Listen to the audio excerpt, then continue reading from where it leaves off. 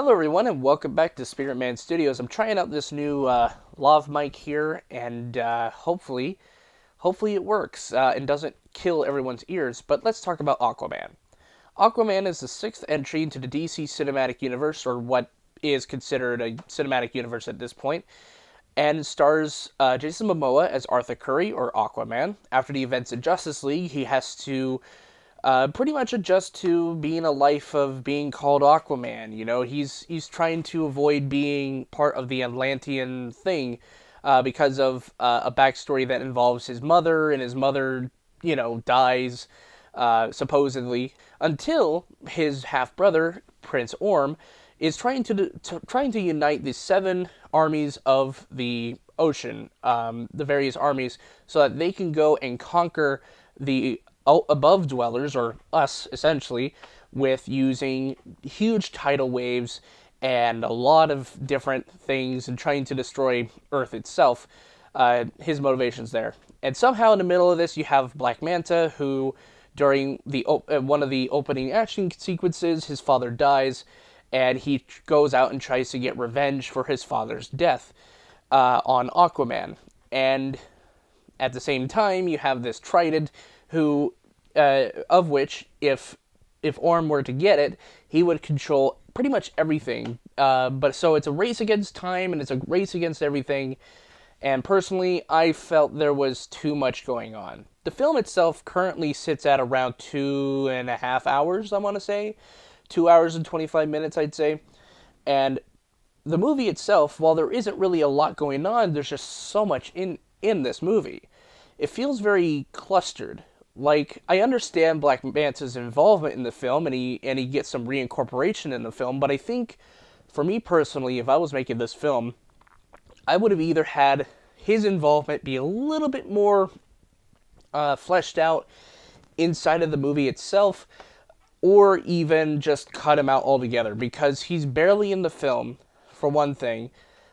He is pretty cool. Here's one thing I'll give this movie credit for, is the costume designs. The costume designs and visual aesthetic of this film really lend itself from being ripped right out of the comics. Every detail, every design point, it feels like it was just taken out of the comic book like a vacuum. It just looks like it's from the comic book. However, the biggest problem I found with the film is that the story feels way too big. And I know it's a very weird critique of the film, but hear me out. You have so many different things going on. You have a subplot about, Black Manta and his relationship to Aquaman. And then you have this whole thing with Aquaman's mom, Queen Atlanta, being gone. And then you have, you have King Orm, which is pretty much the bulk of the entire movie. And then you have the Trident thing, which kind of plays into the the Prince Orm thing. But the thing is that if you only had maybe 2 or 3 of these things, it wouldn't feel so clustered. To me, at least, it just didn't feel like it was paced very well, so that it felt like a natural flow in time. There's even a gladiatorial sequence that happens halfway through the film, and I'm just thinking to myself, okay, so you essentially just said, oh, okay, Thor Ragnarok is a thing, so let's just have a scene in the middle of the movie that does that. And I feel like that was kind of on the part of Warner Brothers' thing, and not necessarily James Wan's or the screenwriters in this sense, because I felt there was, as much as I liked that scene, I couldn't help but feel that was kind of a micromanaging thing on the part of Warner Brothers as executives and whatnot. They had to make it fun, and I get it. One of the biggest positives I can give this film is, as I said before, the costumes. But at the same time, I also enjoy a lot of the visual spectacle in this film. There's lots of shots in this film that use visual effects that, while on paper, looks really beautiful.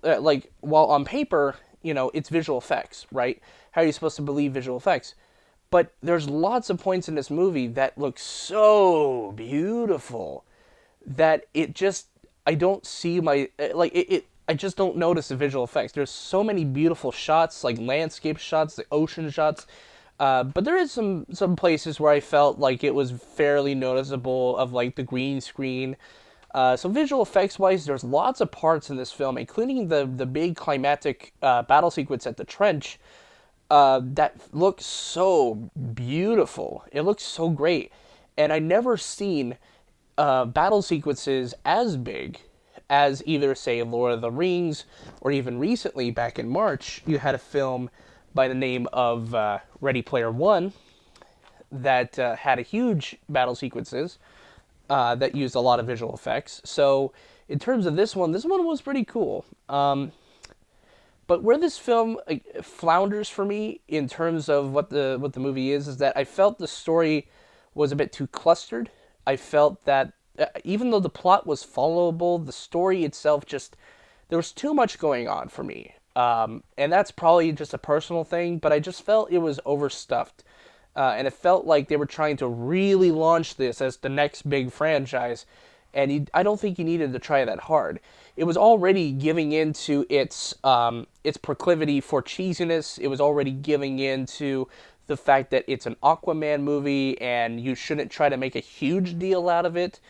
Um, and I just felt like if you put so much stuff in there, the film just puts so much stuff in there that it feels like it just takes itself too seriously at points, and I don't think that's what it should be. I'm glad that James Wan made a competently made film.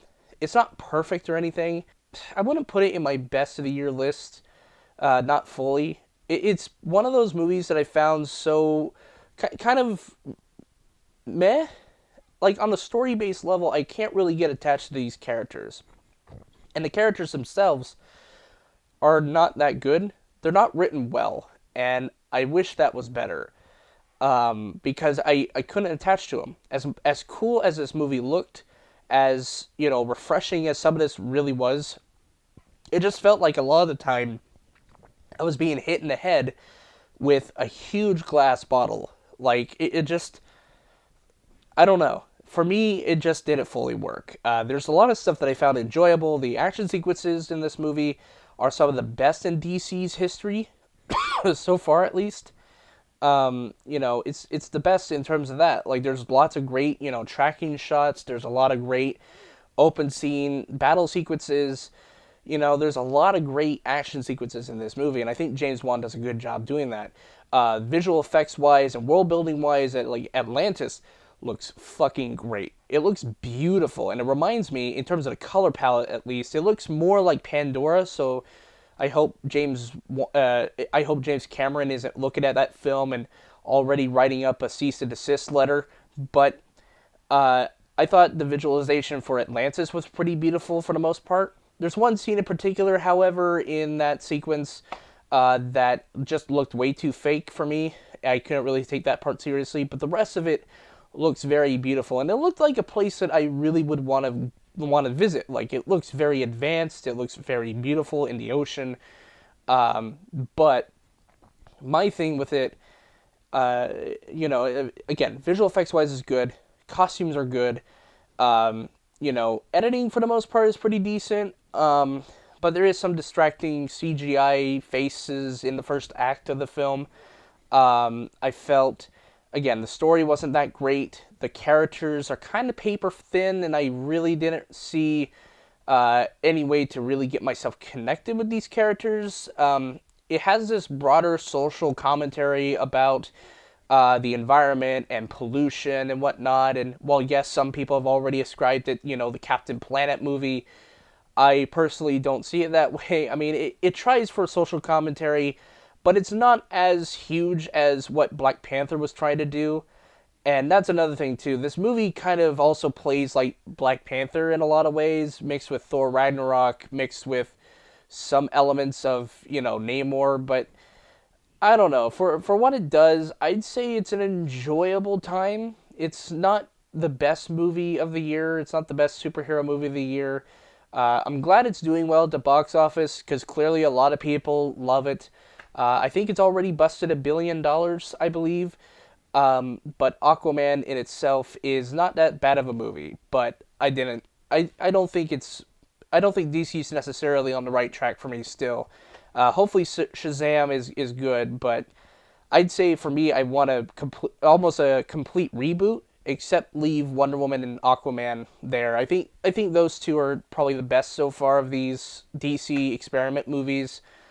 Um, so yeah, I don't know what else to say about Aquaman. Everyone's seen it. Everyone has an opinion of it. So I'm going to give my score now. And for a lack of a better grade, I'm going to give Aquaman a C minus. It's a completely average movie that has a lot of corny elements, but I think that's what makes it charming. I think that's what makes people gravitate towards it. So, what do you guys think of Aquaman? Was it good for you? Was it bad for you? Do you agree with me? Do you disagree? Comment down below, and thank you for watching my final review of 2018. Stay tuned for tomorrow's video, as I am going to be discussing the state of the channel and what is coming up next. So, I'll see you guys in the next video. Peace.